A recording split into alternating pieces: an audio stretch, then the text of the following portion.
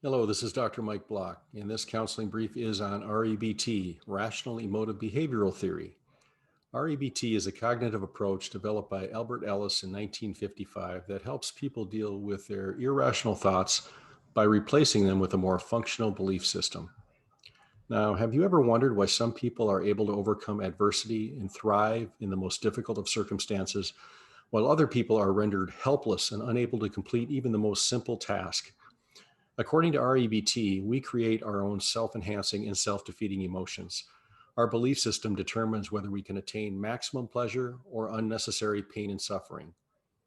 Now, Epictetus, the Stoic philosopher, once said, "People are not influenced by things, but by their view of things." This is the premise of REBT.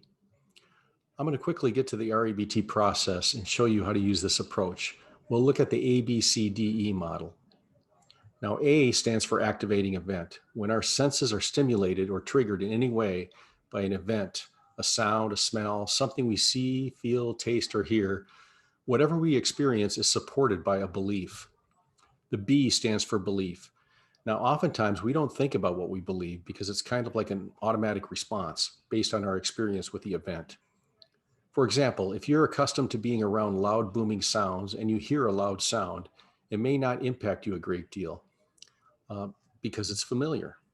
But if it's something you don't often experience, it will likely startle you and at least be a little uncomfortable. Whatever we experience are the emotional and behavioral consequences, which is the C part. Most of the consequences we experience, we don't really think about. We usually associate them with the actual event. If we perceive the activating event as being dangerous, it may make us anxious, cause us to avoid or flee, sometimes rightfully so. After all, if something dangerous is happening, I should react in a rational way to avoid or mitigate the danger. The problem becomes when our thoughts or beliefs are irrational, like being afraid to fly because we fear being in a plane crash, even though the chances are almost non existent. Although at the same time, we may not have a problem driving recklessly on the freeway, weaving in and out of traffic. The odds are much safer on that plane. While in our car, we downplay the significance of risk of being injured or killed. Actually, neither scenario is good because neither is rational. We shouldn't be afraid of flying, but we also shouldn't be careless on the freeway. Let's give you another situation, and a common one. I've worked with students who think they absolutely have to have an A in every subject, and if they don't, it will be devastating, destroy their academic record, and ultimately their career, even to the point where they may intentionally avoid a difficult subject out of fear of being less than perfect. So they avoid risk, or so they think. You see, not taking a risk is probably the most risky thing of all, as it blocks our opportunity to learn, to grow, to practice. It disables us. Perfectionistic tendencies are deeply rooted in irrational thinking. I must be perfect. I must not fail. I must never show weakness or ask for help. I must act in a certain way. How do we overcome this irrational thinking? This is where the D part comes in. We dispute and challenge our beliefs. We replace those beliefs with positive, accurate, and goal oriented thinking. I may not be afraid to get on that plane, but I do so knowing anyway that there is a 99.999% chance I'll be just fine. I may take a difficult class knowing there's a possibility that I won't perform well, but the learning experience will be good for me and help me grow. If I get a B or a C, it's not going to devastate me. Now, this is where the E comes in, developing effective new beliefs to replace those old, undesired, irrational ones. How do we know if something is irrational or rational? This one is easy to pick apart. If something is rational, it is consistent with reality. It's logical.